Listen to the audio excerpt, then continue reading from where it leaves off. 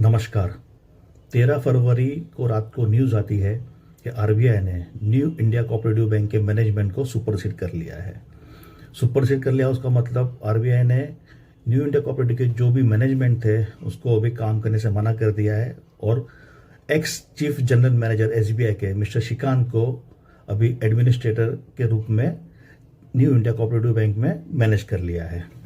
अभी ये न्यूज़ आने के बाद में 14 फरवरी यानी कल वैलेंटाइन डे के दिन मॉर्निंग को बहुत सारे अकाउंट होल्डर जिनका उनका वहाँ पे सेविंग अकाउंट है, करंट अकाउंट है, जिनकी फिक्स्ड डिपॉजिट पड़ी हुई है, वो सब वहाँ पे गए और बहुत ही चिंतित थे। सब चिंतित थे, बहुत लोग रो रहे थे। जैसे मैंने भी वीडियो देखे, जो न्यूज़ आए पेपर्स में, वो देख के लग रहा था कि यानी लिटरली बहुत तकलीफ हो रही थी कि लोग अपने मेहनत के पैसे बैंक में लगाते हैं और बैंक इस तरह से कारोबार करती है।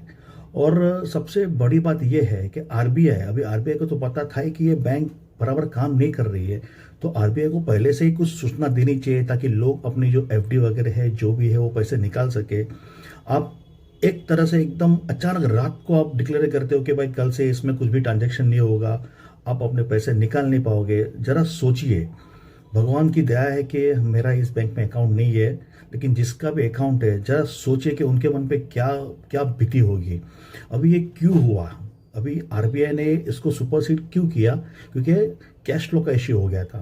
कैश फ्लो का इश्यू हो गया था। जो भी डिपॉजिट थी वो डिपॉजिट आ नहीं रही थी और उनके कारण वो लोन भी नहीं दे पा रहे थे और उनको डे टू डे एक्सपेंस करने में भी प्रॉब्लम हो रहा था। अभी इसमें से एक सीख मिलती है कि भाई आप कोऑपरेटिव बैंक में सोच समझ के पैसा लगाओ। बहुत सारी नेशनलाइज बैंक है, बड़ी बड़ी बैंक है, मैं नाम नहीं लूँगा कोई बैंक का, लेकिन काफ़ी अच्छी अच्छी बैंक पर है इंडिया में। आप वहाँ पे पैसे अपने डिपॉजिट करो, थोड़े से इंटरेस्ट के लालच में आप कोऑपरेटिव बैंक में पैसे रखते हो और बाद में ऐसी हालत होती है। अभी मैं देख रहा था, बहुत लोग के मैंने इंटरव्यू सुने, जो लोग बाहर खड़े थे, जो पैसे लेने आए थे, कि किसने किसने तो अपने रिटायरमेंट के जो 50-60 लाख आए थे उसकी एफडी की थी और उसकी एफडी के बेस पे जो इंटरेस्ट आ रहा था, वो इंटरेस्ट से उनका घर चल रहा था। कोई था जिसका भाई हॉस्पिटल में एडमिट था, कैंसर का पेशेंट था और डॉक्टर को देने के लिए उनके पास अभी पैसे नहीं है। पैसे बैंक में है लेकिन निकाल नहीं पा रहे हैं। तो ऐसी सिचुएशन हो गई थी। मैं फिर से अनुरोध करता हूँ आप सबको, अगर हो सके तो कोऑपरेटिव बैंक में अकाउंट ओपन मत करो। मैं ऐसे नहीं बोल रहा हूँ कि सब बैंक खराब होते हैं, सब कोऑपरेटिव बैंक खराब होते हैं, ऐसे नहीं है।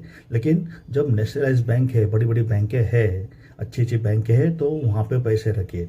और आरबीआई से भी एक अनुरोध है कि अगर आपको पता है कि बैंक अभी बराबर नहीं चल रही है तो एक नोटिफिकेशन आप न्यूज़पेपर में दो कि भाई ये बैंक ऐसी ऐसी है, ताकि लोगों को मौका मिले अपने पैसे निकालने के लिए। अभी आप ही बताओ, लोग कहाँ जाएंगे? जिसने अभी वो जो बंदा था जिसने अपनी पूरी एफडी वहाँ पे रखी हुई थी ताकि उसके इंटरेस्ट पे उसका घर चल रहा है, हस्बैंड वाइफ सिर्फ अकेले है, तो अभी वो कहाँ जाएंगे? किसके पास पैसे मांगेंगे?